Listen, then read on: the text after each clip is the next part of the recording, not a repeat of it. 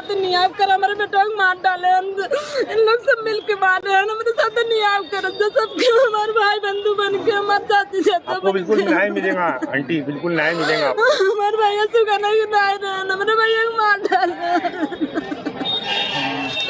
मार मीडिया ले हैं ना हैं।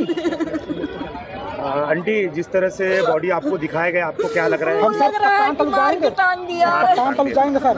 हम एसपी हैं, मार के तब लटकाए हैं। पहले मारा गया उसका गला, साड़ी गला सगा पाएगा मेरा बेटा।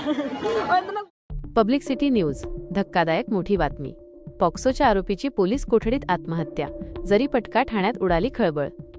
नागपूर अल्पवयीन मुलीला पळवून नेल्या प्रकरणात अटकेत असलेल्या एका 19 वर्षीय आरोपीने पोलीस कोठडीतच गळफास लावून आत्महत्या केल्याची धक्कादायक घटना समोर आली आहे। नागपूरच्या जरीपटका पोलीस ठाण्यात गुरुवारी सकाळी हा प्रकार उघडकीस आल्याने संपूर्ण पोलीस दलात मोठी खळबळ उडाली आहे।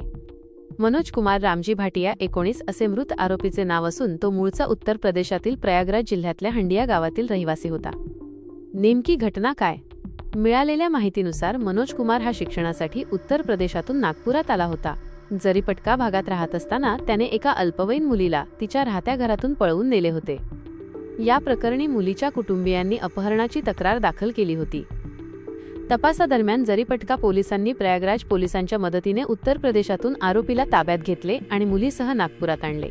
या प्रकरणात त्याच्यावर पॉक्सो POCSO कायद्याअंतर्गत गुन्हा दाखल करण्यात आला होता।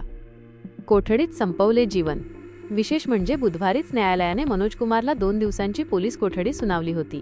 कोठडीत असताना पोलीस त्याची चौकशी करत होते, मात्र बुधवारी रात्री त्याने कोठडीतच गळफास लावून आपली जीवनयात्रा संपवली। गुरुवारी सकाळी पोलीस कर्मचारी कोठडीकडे गेले असता हा प्रकार समोर आला। राजकीय वातावरण तापण्याची शक्यता। नागपूर हे राज्याचे मुख्यमंत्री आणि गृहमंत्री देवेंद्र फडणवीस यांचा गृहजिल्हा आहे। अशा संवेदनशील जिल्ह्यात पोलीस कोठडीतच आरोपीने आत्महत्या केल्याने पोलिसांच्या सुरक्षेवर प्रश्नचिन्ह उपस्थित केले जात आहे। या घटनेमुळे आगामी काळात राजकीय वातावरण तापण्याची दाट शक्यता वर्तवण्यात येत आहे।